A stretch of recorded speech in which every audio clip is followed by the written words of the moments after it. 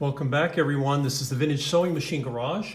You are looking at the Viking Husqvarna 21A model.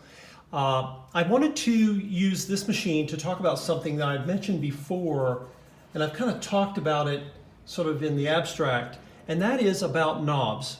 And I'm going to pick an example would be this. On this machine, this particular one, this dial, which is currently set on its longest stitch, is a dial that you turn.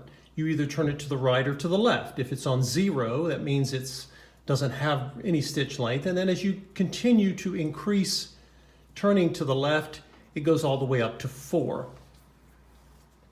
Now, all these knobs are important, and this one in particular because it determines your stitch length.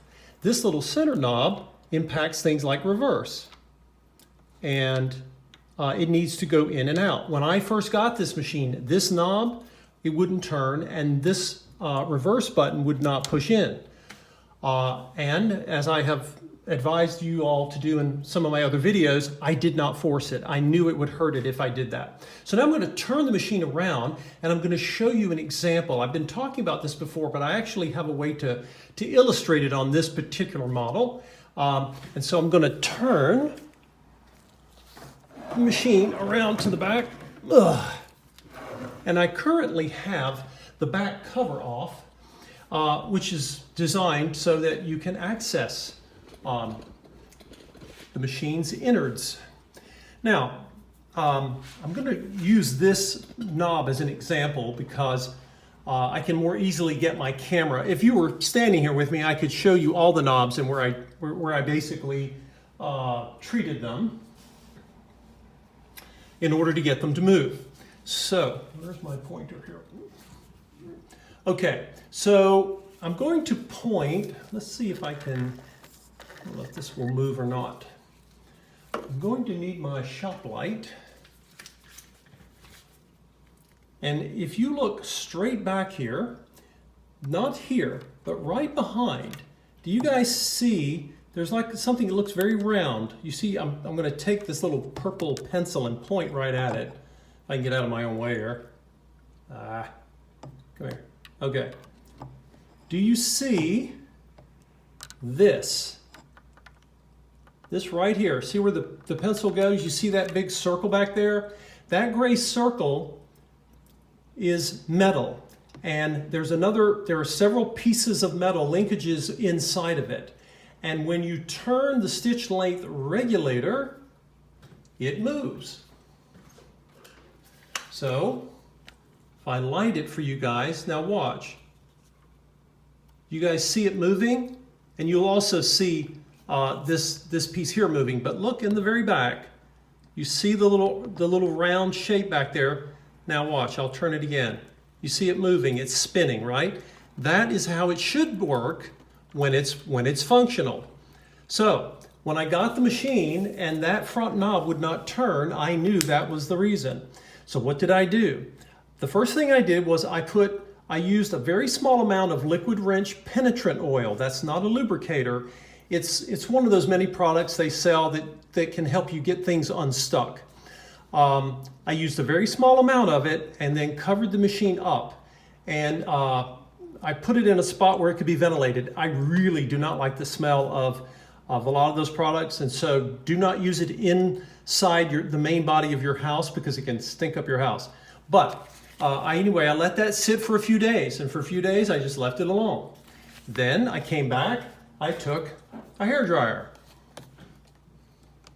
like this one, and I held it against the area where I had put that penetrant oil, okay?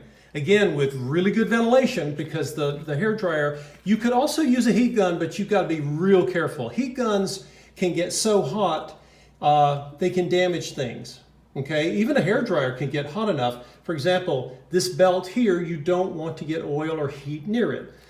This is a cogged timing belt for the machine. So always look first, look before you leave, before you do anything, look inside, and if make sure that you're not going to be getting any kind of penetrant or oil down in your motor, and then definitely watch if you apply heat. So I applied I don't know, several minutes I did with the hair dryer, and then I went back and did it for a few more minutes. And then, before turning anything, I went back and used a liberal use of my sewing machine oil, and I put it back here, as you can see.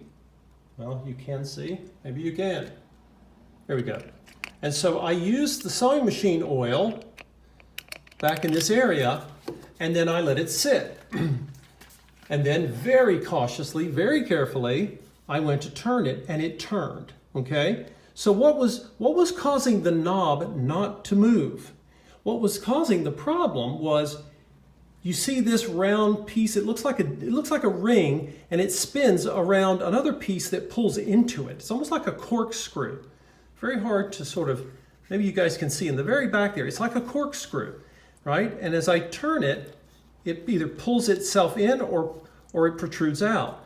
Well, those two pieces had obviously not moved in a long time, and that's why the plastic knob, which is really a cover, could not move. And you can see that when two pieces of metal are anchored together with old oil, that plastic has no chance if you force it. But now, because I went behind it, I was patient, I used this method, and it worked. And now, of course, I've got lubrication in there, I got fresh oil, it's moving beautifully, and the dial and speed control work great. So again, that is, and you can do this on different brands and models of machine. It depends on how they're designed.